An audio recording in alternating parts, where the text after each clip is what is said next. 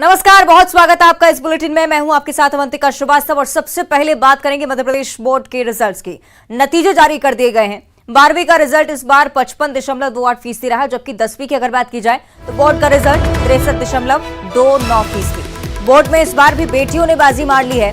12वीं में लड़कियों का रिजल्ट 58.75%, जबकि लड़कों का रिजल्ट 52% रहा है। ये भी आपको बताएं कि 10वीं बोर्ड में बेटियों ने शानदार प्रदर्शन किया है। 10वीं में लड़कियों का रिजल्ट 66.47%, लड़कों का रिजल्ट 60.26%। 10वीं में इंदौर के मृदुल पाल स्टेट टॉपर हैं। 12वीं आर्ट्स में छिंदवाड़ा की मौली नेमा ने टॉप किया है। 12वीं मैथ्स में होशंगाबाद के नारायण शर्मा टॉपर रहे हैं। 12वीं कॉमर्स में 5 छात्र पहले स्थान पर हैं। उज्जैन की प्रिंसी हेमासारा, खंडवा की अनी जैन, भोपाल के यशवर्धन सिंह मरावी, भोपाल की अनामिका ओझा और मंडला की दिव्यांशी जैन 12वीं कॉमर्स टॉपर है। 12वीं बायोलॉजी की अगर बात की जाए, छतरपुर के विकास द्विवेदी ने बायोलॉजी स्ट्रीम से टॉप किया है। तो ये नतीजे आपकी टीवी स्क्रीन पर में हम आपको लगातार दिखा रहे हैं। अलग अलग बच्चे जिनका बेहतरीन प्रदर्शन, हालांकि ओवरऑल रिजल्ट में कहीं ना कहीं निराशा, लेकिन उन बच्चों के लिए भी हिम्मत हारने वाला समय बिल्कुल नहीं, क्योंकि एक बार फिर से परीक्षा वो देख सकेंगे। स्कूल शिक्षा मंत्री इंदर सिंह परमार ने आज रिजल्ट जारी कर दिया है। 10वीं और 12वीं के नतीजे घोषित हो चुके हैं और उसके बाद से बच्चों में उत्साह की लहर।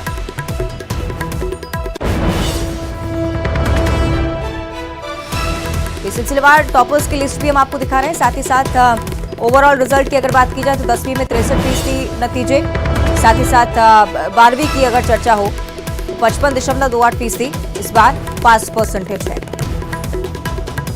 एमपी बोर्ड के रिजल्ट जारी करने के बाद स्कूल शिक्षा मंत्री इंदर सिंह परमार ने न्यूज 18 से खास बातचीत में क्या कुछ कहा है, ये भी आपको सुनाएं।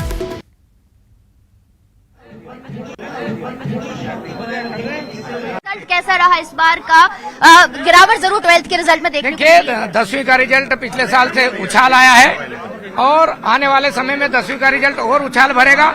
लेकिन 12वीं के रिजल्ट में जो कमी आई है, मुझे लगता है कि पिछली बार जब 10वीं का रिजल्ट था उस समय हमने 10वीं का जो बच्चे थे वो इस साल 12वीं में जब आए हैं तो उस समय जनरल प्रमोशन दिया था। 10वीं में उनका बेस ठीक नहीं बन पाया था और पहली से 11वीं तक उनको परीक्षा में पहली बार सम्मिलित होने का अवसर मिला। सर, छात्राओं ने बाजी मारी है। छात्राओं ने सब क्षेत्र में बाजी मारी, यहाँ भी बाजी मारी, मेरी बधाई उनको। सर, लेकिन रुक जाना नहीं योजना का मौका भी दिया जाएगा। बिल्कुल, रुक जाना नहीं योजना का सबको मौका दे रहे हैं और इसलिए जो रुके उनको निराश होने की जरूरत नहीं है। उसके आधार पर वो उसमें आगे बढ़ सकते हैं और अपना रिजल्ट सुधार सकते हैं। रिजल्ट में गिरावट की वजह क्या है? क्यों रिजल्ट इस बार है कि पिछले बार में 10वीं का जो रिजल्ट, 10वीं का जो हमने जनरल प्रमोशन दिया था और जनरल प्रमोशन के कारण से हमारे बच्चों का आधार मजबूत नहीं हो पाया था। पहली बार परीक्षा में 12वीं की बोर्ड परीक्षा में बैठे थे और उसके कारण से बच्चों का माइंड सेट ठीक से नहीं बन पाया था, इसके लिए 12वीं का रिजल्ट थोड़ा कमजोर है। ग्रामीण क्षेत्र के बच्चों का और लड़कियों का और सरकारी स्कूलों का रिजल्ट, ग्रामीण क्षेत्र में के बच्चे अभाव में पढ़ाई करते हैं, गरीबों के बच्चे होते हैं। अब शिक्षा में जो जागरूकता आई है। चलिए, तो ये आप सुन रहे थे स्कूल शिक्षा मंत्री इंदर सिंह परमार को, और प्रतिक्रिया इस पर हम लेंगे और चर्चा विस्तार से करेंगे। हमारे साथ हेमंत शर्मा जी जुड़ रहे हैं, एजुकेशन एक्सपर्ट हैं। मुकेश कुमार तिवारी भी हमारे साथ मौजूद हैं, प्राचार्य हैं। अदिति सक्सेना भी हमारे साथ जुड़ी हुई हैं, साइकोलॉजिस्ट हैं। सबसे पहले बहुत स्वागत आप तीनों ही गेस्ट का हमारे इस खास कार्यक्रम में। हेमंत जी, सबसे पहले आपकी ओर में रुक करना चाहूंगी। फिलहाल जो रिजल्ट आप देख पा रहे हैं 55% 12वीं का रिजल्ट रहा और 10वीं में 63% पास परसेंटेज है। पहले आपकी प्रतिक्रिया इस पर।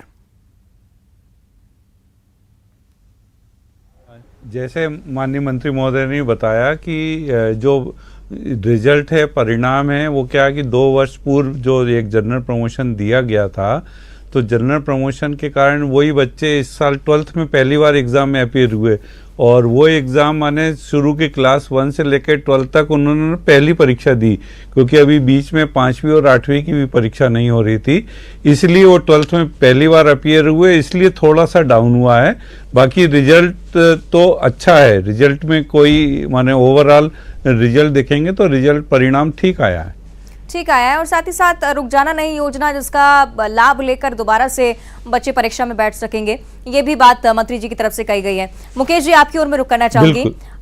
एक प्राचार्य के तौर पर मुझे लगता है कि आप बहुत बेहतर तरीके से समझ सकते हैं कि जनरल प्रमोशन के दौरान बच्चों की क्या स्थिति रही होगी और अब जो मन स्थिति में उन्होंने पेपर दिया हो और जिस तरह का रिजल्ट आया हो, इस पर आप क्या कुछ कहना चाहेंगे?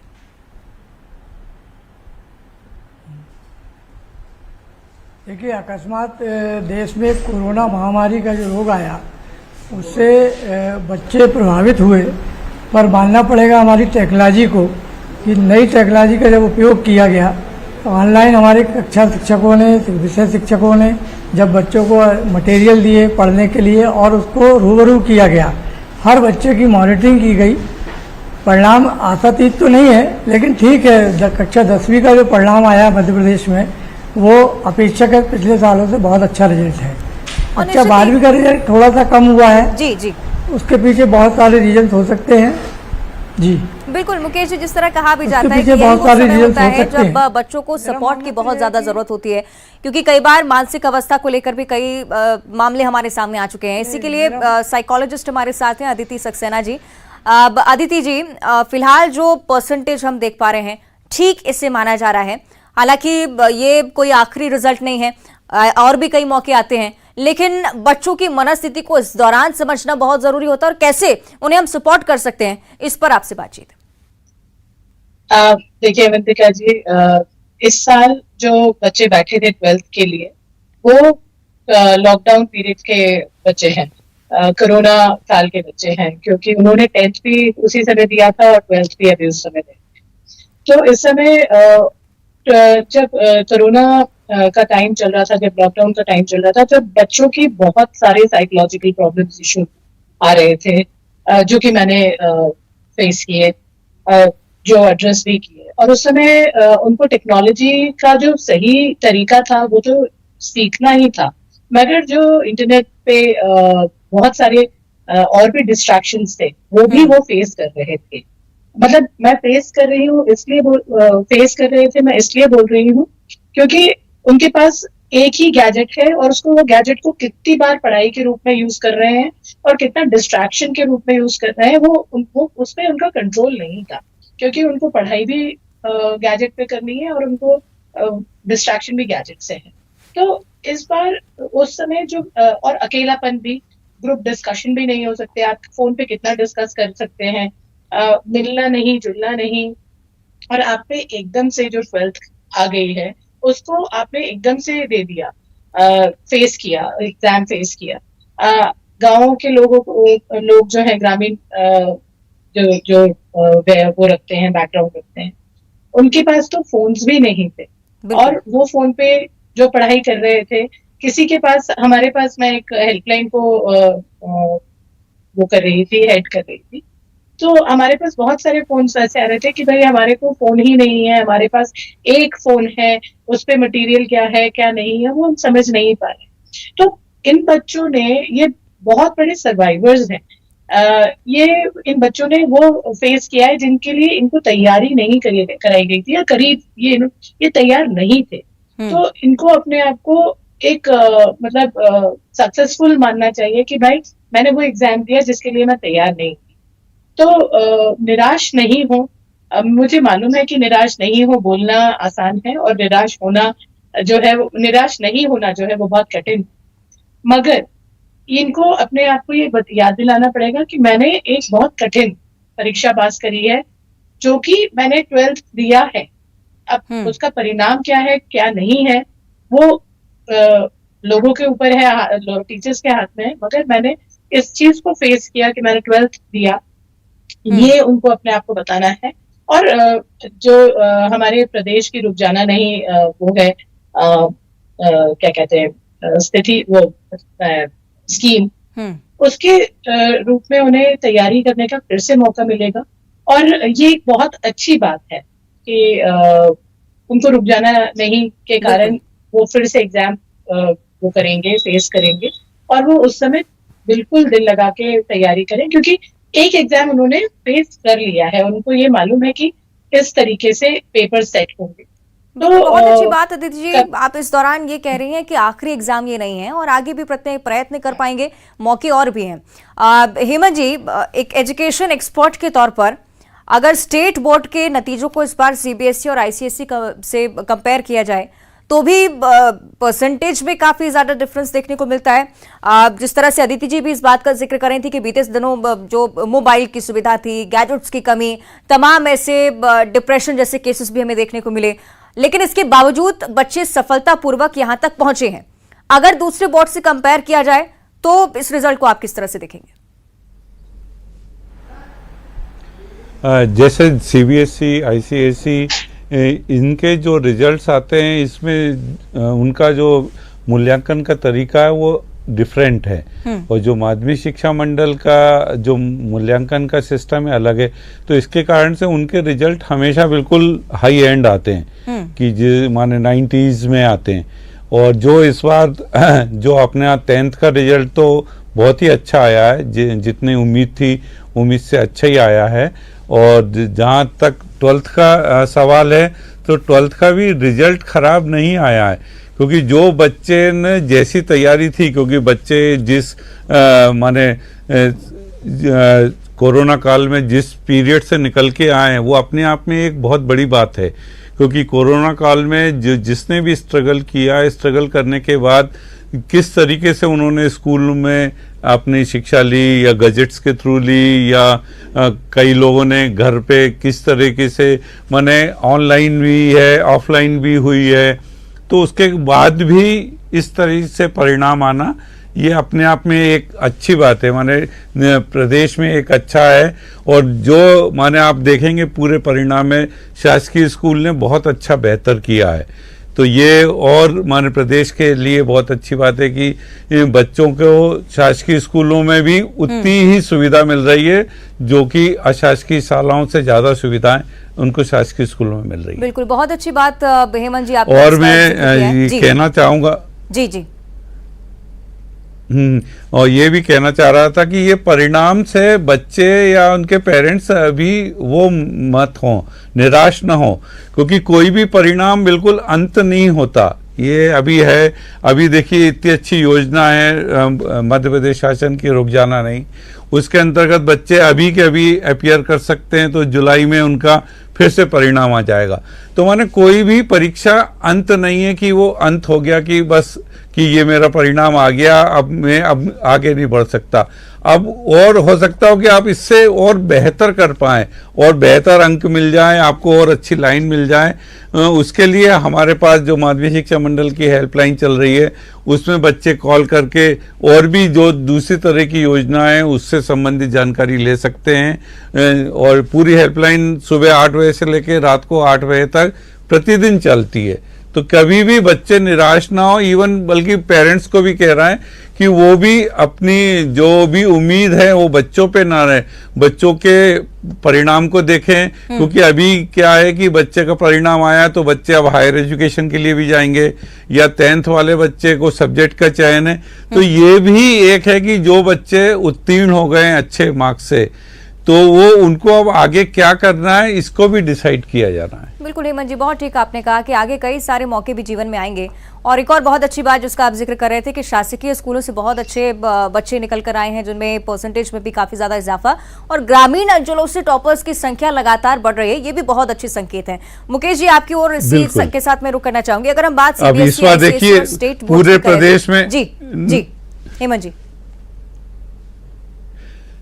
हाँ, वो नरसिंहपुर जिले ने इस बार टॉप किया है। माने सब में 10th और 12th में नरसिंहपुर जिला सबसे ऊपर रहा है। तो ये भी अपने आप में बड़ी बात है कि इस तरह के छोटे से जिले निकलकर सामने आ रहे हैं। ये दर्शाता है कि ग्रामीण अंचलों में जोश की कहीं कमी नहीं है, बच्चे उसी एनर्जी के साथ दोबारा से फाइट बैक कर रहे हैं, भले कोरोना के दौरान कितनी भी मुश्किल परिस्थितियां उनके सामने आई हों।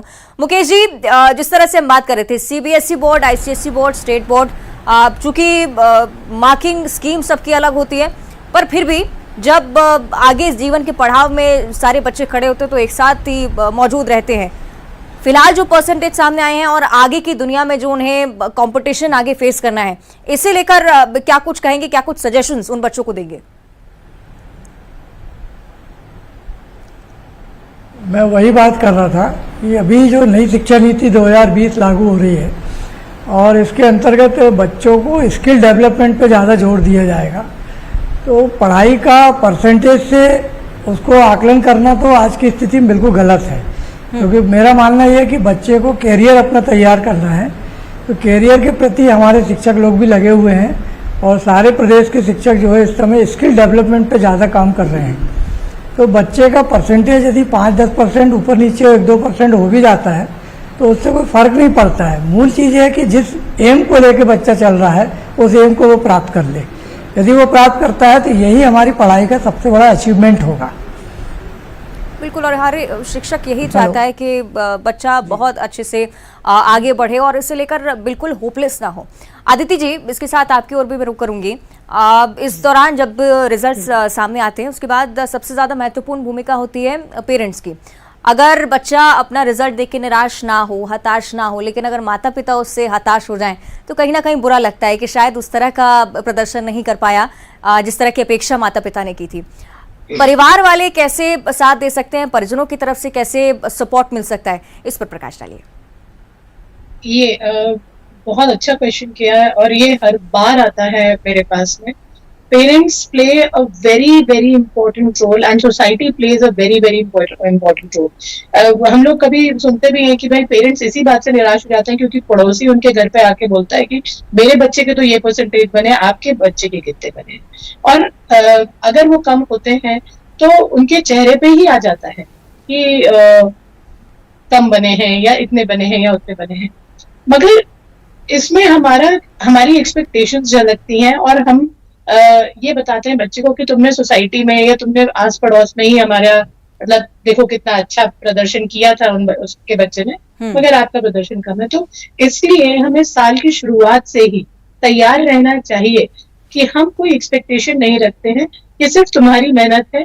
तुम और मतलब मुझे तो एग्जामिनेशन, मैं जिस टाइम पे पढ़ती थी उस समय सिर्फ एग्जामिनेशन में अपेयर होना यानी आपकी मेमोरी का टेस्ट है, आपकी नॉलेज का टेस्ट नहीं है कि आप कितना रट सकते हो या याद कर सकते हो, उसका टेस्ट होता था और अभी भी होता है।